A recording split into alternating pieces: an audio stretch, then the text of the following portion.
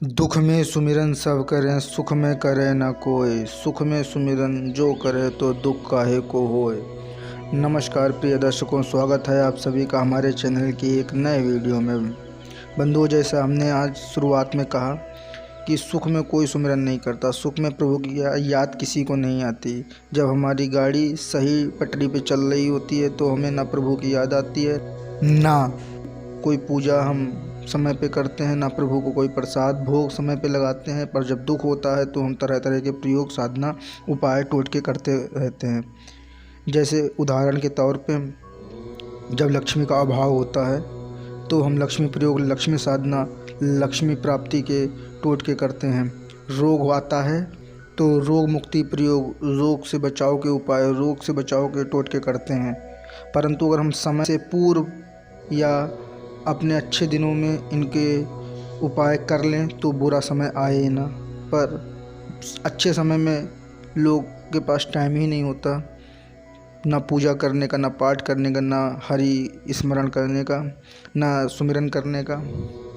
बुरे वक्त में उनके पास सब टाइम आ जाता है। पर दुर्घटना एक ऐसी चीज़ है जो एक क्षण में अच्छा भला परिवार, खुशहाल परिवार को नष्ट कर देती है।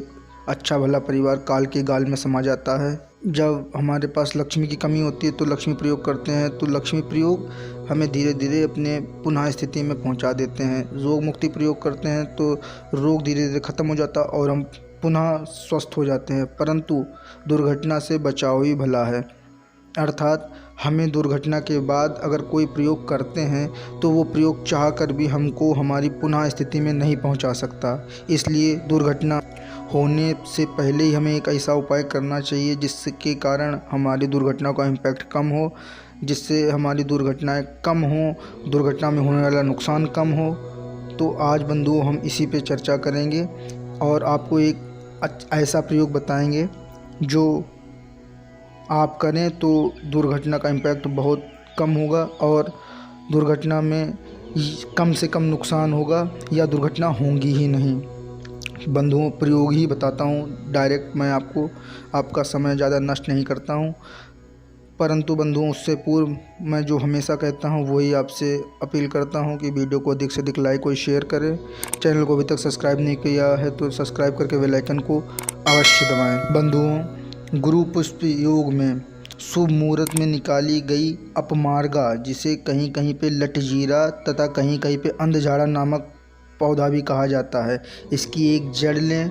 इस जड़ को एक फिटकरी के टुकड़े तथा एक कोयले के टुकड़े के साथ में काले वस्त्र में बांधकर पोटली बना लें और जिस वाहन का प्रयोग करते हैं उसके चारों ओर दाहिने से घूमते हुए 7 चक्कर लगाएं जिस वाहन से आप यात्रा करते हैं।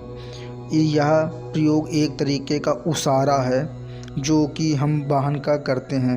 इसके पश्चात इस पोटली को वाहन में कहीं रख दें। ऐसा करने से वाहन की दुरात्माओं से रक्षा होती है तथा दुर्घटना से भी रक्षा होती है और हमारी दुर्घटना कम से कम होती हैं या नहीं होती हैं, और अगर दुर्घटना होती भी है तो उसमें हमारा नुकसान कम से कम होता है। बंधुओं, ये था आज का प्रयोग। यदि आपका कोई प्रश्न है जो कि सनातन धर्म से जुड़ा हुआ है तो आप हमसे कमेंट बॉक्स में पूछ सकते हैं। मिलते हैं नए वीडियो में, तब तक के लिए जय महाकाल।